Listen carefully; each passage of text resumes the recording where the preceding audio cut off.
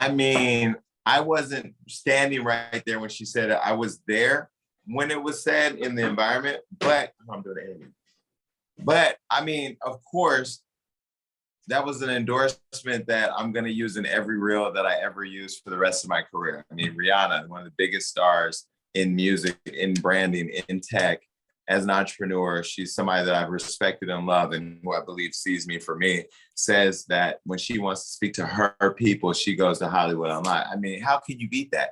More importantly, when she texts me links to different things that we're writing, it just amazes me that she's that tuned into what we're doing. And so, yeah, it was an amazing compliment and honor. And the fact that she gave me that to be able to, use in the future is great. It was a great endorsement and I appreciated it. Do you hear from like so many young boys and girls that say like you're an inspiration, especially like you came from humble beginnings. Now look at you. Like, do you hear from a lot of people like that? Yeah, I mean, people hit me up all the time, especially people who are, journalists, people who want to start their own brand or their own blog, their own podcast. People will hit me up and tell me how much I inspired them. This woman bought this like big ad package and I thought she would be promoting her brand, but she really just wanted to talk to me. So it was kind of weird that she paid me thousands of dollars to get on the phone with her, but it was kind of like, that was kind of cool, whatever. But no, yes, people, I think get inspired. More importantly, especially people who are like young, people of color who've been in foster care or who've been abused, who read my book and had some type of impact. That tells me like I'm getting more into my purpose. And that's why I think it's important that like my message and my delivery comes across with a lot more compassion, because I really am not coming from a bad place when I'm reporting on the news. I'm coming from a passionate place as a fan, but I can't be complacent with who my voice is in the culture. So yeah, I love that I inspire them, and I hope to be able to use my platform and our relationships later on to do a lot more impactful work. Do you think that's the biggest misconception about you, is kind of like that you are a shit starter, or is there other misconceptions? Well, but I am though, you know what I mean? So it's not really a misconception. It's just mostly what I've given them. So now I got to give them a little bit more, that is one layer of me. But just like I'm having this conversation with you, and we've said some things that are probably make some people uncomfortable. It's just the truth. It doesn't need to be delivered in a way that just punches people right across the face, but there are times where you're going to have to punch somebody across the face.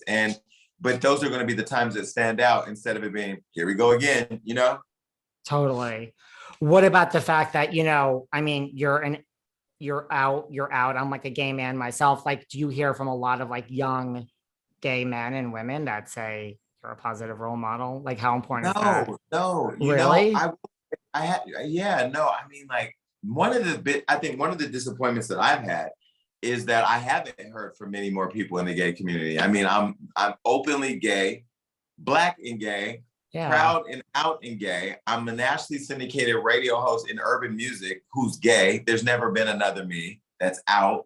I've been very transparent about my lifestyle. And I really feel like I was saying this publicity firm at Fox Soul the other day. I was like, I would love to be on the cover of Advocate or Out. I would love to do a column in there where I can express how my confidence was never driven by or detoured by my sexuality or people's thoughts on that, because I don't see my sexuality as mine. It's not yours. You don't get to tell me who I am or put me in a category that makes you feel comfortable because of who I am. But I have been surprised at how the gay community has not jumped on a bandwagon of support behind me. And again, you know what? I just keep doing what I do, and eventually it'll catch up with them, I find that strange too. I wonder why. I mean, that makes no sense to me either.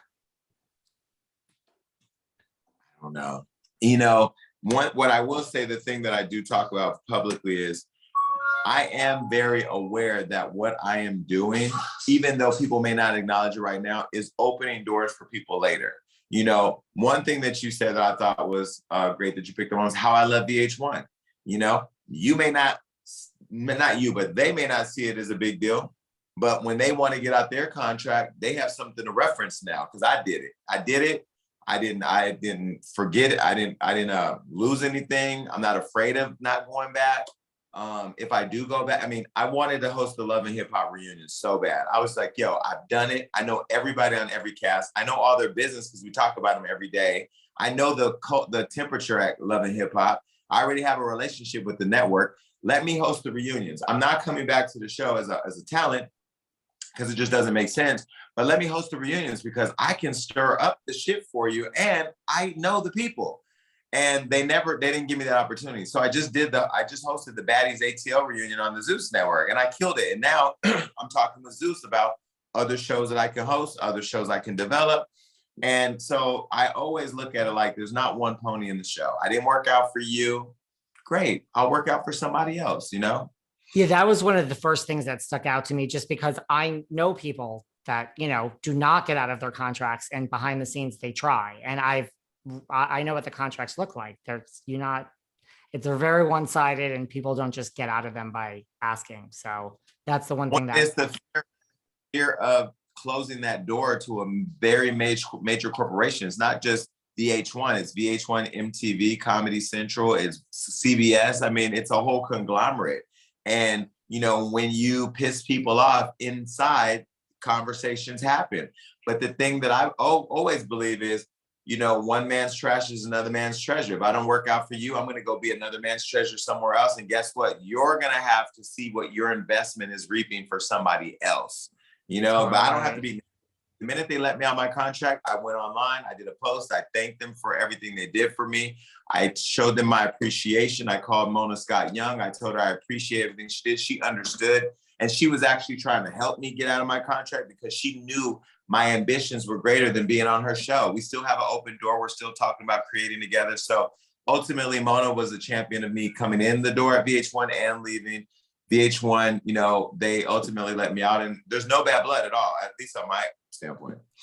And no, I mean, I saw your statement. It was very positive. You talk about hosting, like, what do you think about Nicki Minaj being involved with the Real Housewives of Potomac reunion? Well, I think it's, I mean, who cares? Like, nobody really cares. I think Nicki Minaj needs to worry about responding to that rape victim who's suing her and her husband, because my understanding yesterday, she failed to respond to the complaint that was filed. So now there's a default motion being filed today. That story is going out on Hollywood Unlocked today. So I'm actually breaking it here first. And so there's a $15 million judgment that may be levied against her and her husband. I also want to know why she transferred her mother's house to her husband's name for $0. Like, what were you doing with that? I mean, she has the dark cloud following her career. She's not the queen that she wants to be, but, you know, ultimately there's a crack in her crown. You know, I hope that she can stop worrying about the Real Housewives and be a real woman and clean up her mess, because it's disgusting. Fair enough. I see there's no love lost between the two of you. No. What about is there any up and comers that you see, you know, that like we may not know about, like I may not know about? Just, is there anyone like that, you know, kind of like a Jordyn Woods, which, to your point, I don't know if I would have really known who Jordyn Woods was before that story broke. I doubt I've ever heard of her before that. Mm-hmm. Yeah, I mean, I like the rapper Lotto. I know she recently was mad at us on Hollywood Unlocked. She said, you know, we chose the worst comments about her performance. Well, that was what we saw. People didn't like it, but I like her and I want her to win. I love Lizzo. She's not an up and comer. She's Lizzo, but I want to interview her. I just love her. I love her spirit. I love her body positivity. I love her fearlessness. I love all that. You know, I think I got it wrong on Doja Cat. I think she's going to be a superstar. And she's another one that I have to reconcile with because I kind of burnt that one down too. But yeah, there's a lot of, I mean, I talked to Bia a couple weeks ago when I was at the Rihanna Fenty premiere. I FaceTime Bia with Rihanna and she's somebody that I want to get on the show. Yeah, there's a lot of young people out there working. And I just love the fact that there's so many people out there expressing their creativity and getting opportunities to do so.